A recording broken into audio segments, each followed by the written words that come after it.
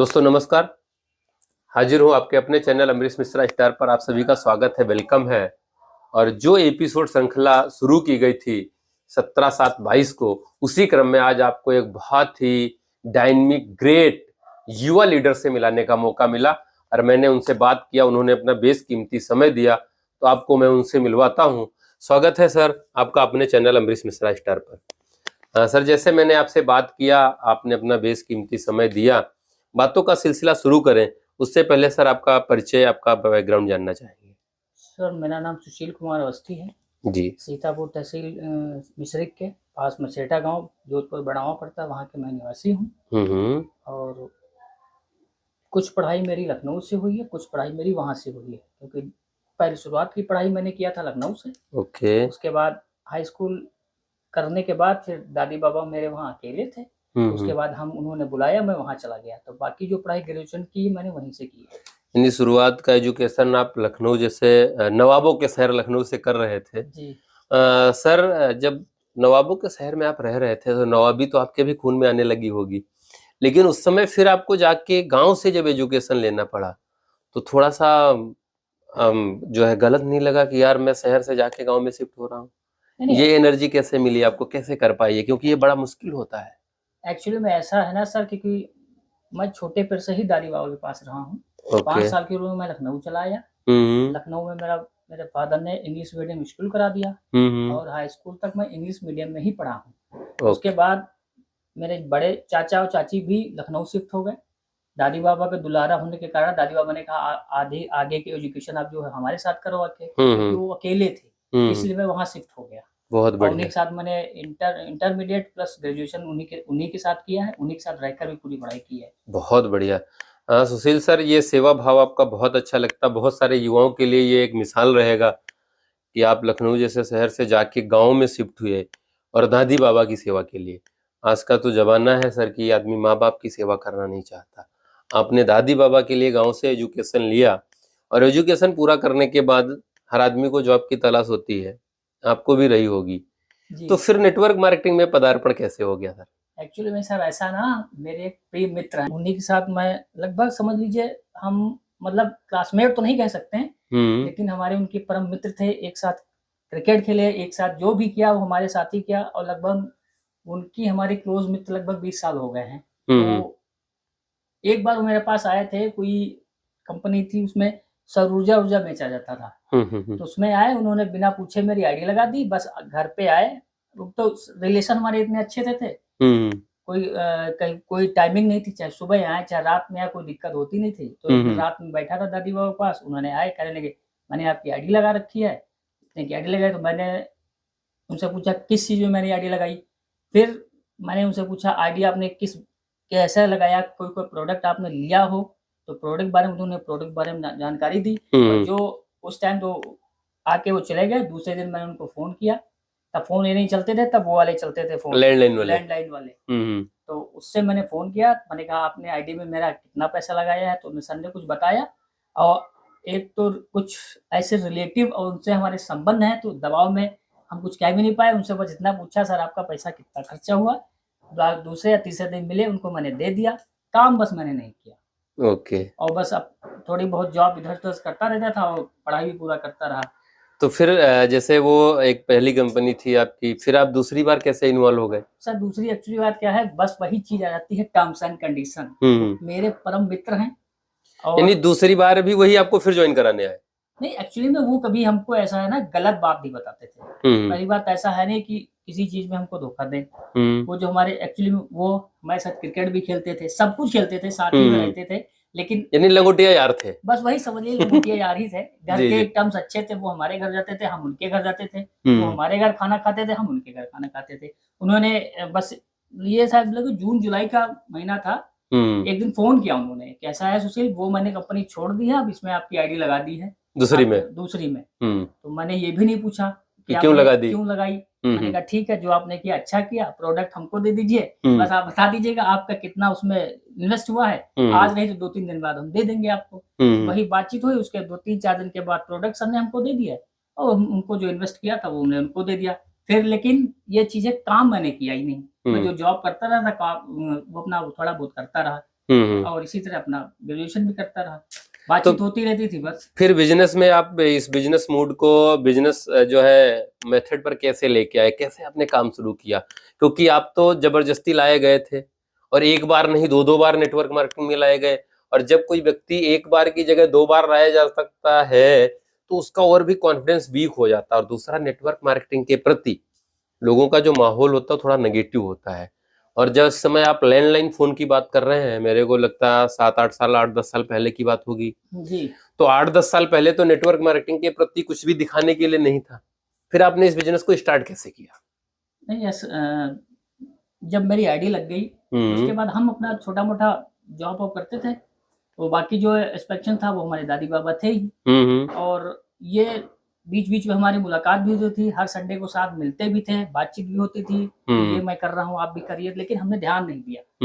ध्यान इसलिए नहीं दिया कि वो मेरे दोस्त हैं, उन्होंने जो, क्योंकि कभी उन्होंने मेरे साथ धोखा नहीं किया, उन्होंने जहाँ चाहाँ लगा दिया, मैंने हाँ कर दिया। लेकिन जब वो धीरे धीरे दिन बीत गए, साल 2 साल बाद लगभग 1-2 बार उन्होंने मीटिंग में बुलाया तो मैं जबरदस्ती गया।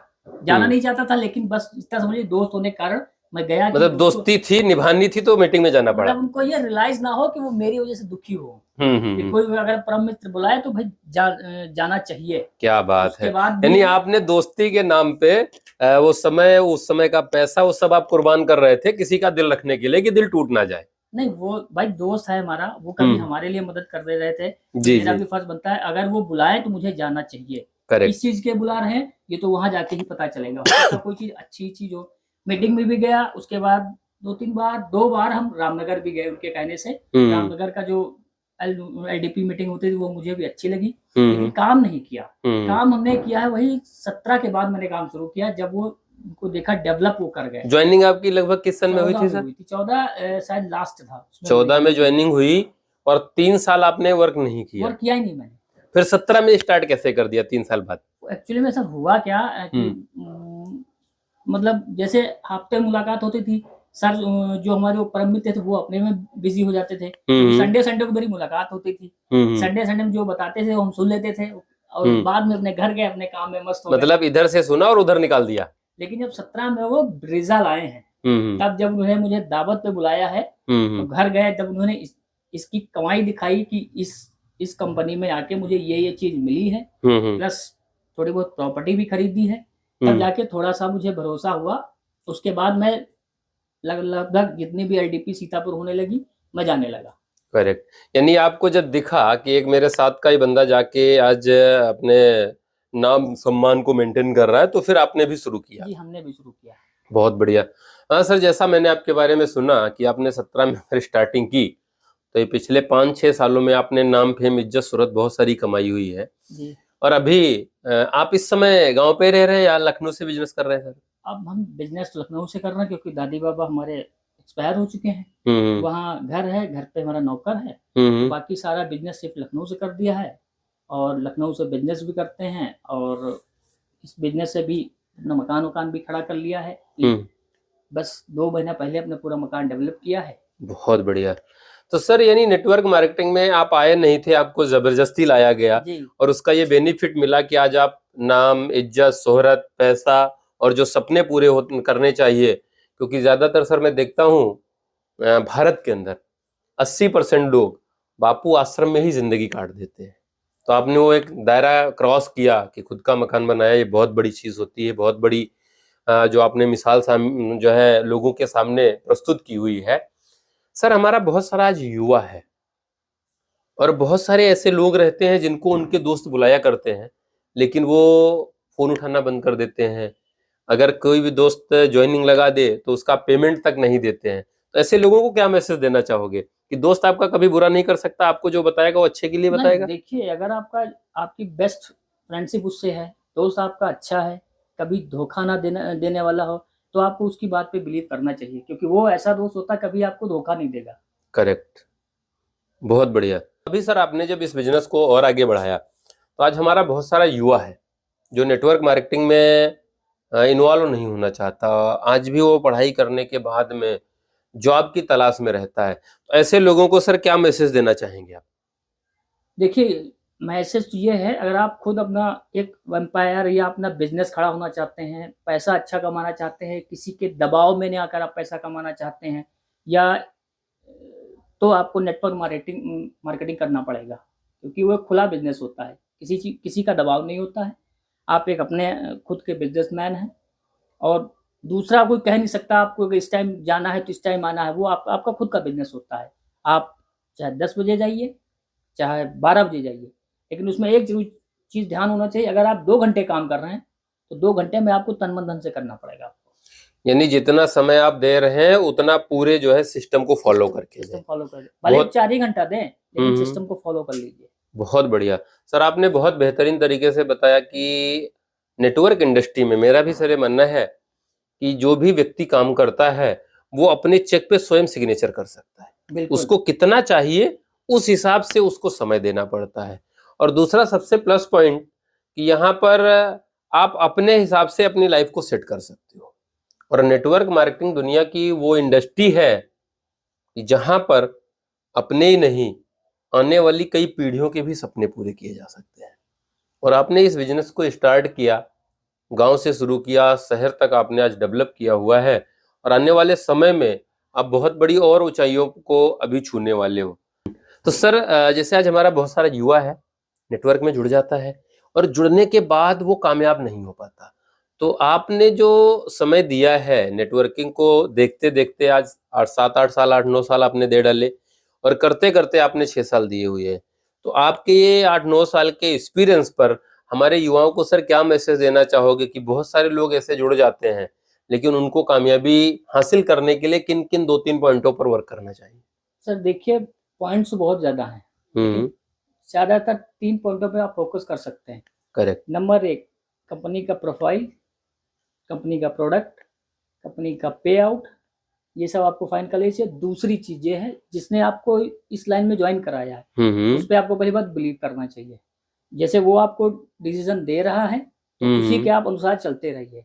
और तीसरी चीज, मेरे जिन्होंने परम मित्र ने ज्वाइन किया था, तो वो जब प्रोडक्ट खाते थे तो मैं मतलब ये देखता रहता था ये प्रोडक्ट क्यों खाते हैं। लेकिन उसके बाद जब ये कोरोना आया, जब कोरोना आया कि एक छोटा सा बुखार नहीं ठीक हुआ, लेकिन उनको मैंने देखा कि उनको कोई दिक्कत नहीं हुई। तो उसके बाद से, और जब उन्होंने मुझे फिर दोबारा बताया, तो अपने उनके प्रोडक्ट लिया, खुद यूज किया, और अपने घर वालों को यूज करा रहा हूँ। बहुत बढ़िया। यानी व्यक्ति अगर कामयाब होना चाहता है नेटवर्क मार्केटिंग में, तो आपने जो प्रोफाइल की बात की उसमें 5 भी आते हैं, कई सारी वीडियोस में वो शेयर मिलेंगे, उनको कॉपी कर सकता है। दूसरा जो आपने पॉइंट बताया वो बहुत काम का बताया कि जो व्यक्ति आपको ज्वाइन करा रहा है उस पर 100% फेथ करना चाहिए। फेथ भी इसलिए करना चाहिए क्योंकि जब वो जिसको भी ज्वाइन कराता वो पैसा कमाएगा तभी ऊपर जाने वाला है, क्योंकि दुनिया का ये एक अजूबा व्यवसाय है कि जिसको हम अपने साथ इन्वॉल्व करते हैं उसको कमवा के ही हम अमीर बन सकते हैं। तो बहुत बढ़िया पॉइंट सर आपने बताया। और तीसरा जो सबसे अहम पॉइंट बताया कि प्रोडक्ट अगर घर में यूज हो रहा है तो पूरी फैमिली पॉजिटिव रहती है और तभी 100% रिजल्ट मिलते हैं। सर लास्ट सवाल और हमारा सारे व्यूअर्स की तरफ से कि आपके पास जो ये 6-7 सालों का निचोड़ है उसके माध्यम से अगर व्यक्ति कोई अपना कैरियर बनाना चाहता है डायरेक्ट सेलिंग इंडस्ट्री में, तो वो जो आपने कंपनी के 5 P पर बात किया उनको ध्यान में दे लेता है, अपलाइन पर पूर्णतया भरोसा भी कर लेता है और प्रोडक्ट भी यूज करता है, उसके बाद उसको किस चीज का और ध्यान रखना चाहिए? एक आध कोई पॉइंट आपके नजर में जिससे वो कामयाबी हासिल कर सके? पॉइंट तो बहुत ही ज्यादा हैं, लेकिन ज्यादातर एक ही 2 पॉइंट उसको फोकस करना चाहिए। पहली बात तो अपने पर सेल्फ कॉन्फिडेंस हो उसको, और दूसरी चीज ये हो, जैसे ये काम करने वाला हो, अपने शरीर में ऐसे 2 हिस्से हैं, एक आपका हो गया IQ लेवल, दूसरा हो गया इसके नीचे। तो आप अपना IQ लेवल मेंटेन रखिए। करेक्ट। जब तक वो मेंटेन रहेगा तब तक आपकी हर बाधा को आप पार करते चले जाएंगे। अगर IQ लेवल के जो नीचे को अगर आप फॉलो करेंगे तो कुछ नहीं कर पाएंगे, जहाँ के हैं तहीं रहेंगे, बस वो दाल रोटी चलती रहेगी। बहुत बढ़िया। इन्हीं पहले कहा जाता था सर कि मेहनत सफलता की कुंजी है, तो मेहनत आदमी कहाँ से करता है? गर्दन के नीचे से करता है। लेकिन आज के समय में जो एडवांस टेक्नोलॉजी आ गई है उसमें मेहनत सफलता की कुंजी नहीं, मेहनत तो दाल रोटी की चाबी है। अगर मेहनत हासिल करनी है तो IQ लेवल पे ध्यान, माइंड को सेट करना पड़ेगा, और जितना बड़ा हम माइंड से काम करेंगे उतनी बड़ी कामयाबी मिलने वाली है। बहुत बढ़िया सर, आपके पास बहुत बेहतरीन अनुभव है और आप अभी युवा हो, आने वाले समय में बहुत सारे युवाओं के आप प्रेरणा स्रोत बनने वाले हो और बहुत बेहतरीन तरीके से आपने बहुत सारे सवालों के जवाब दिए और बहुत सारे लोग रहेंगे जिनके साथ में दोबारा आपसे जब मौका मिला तो फिर से बात करेंगे। आपने समय दिया इसके लिए बहुत बहुत धन्यवाद।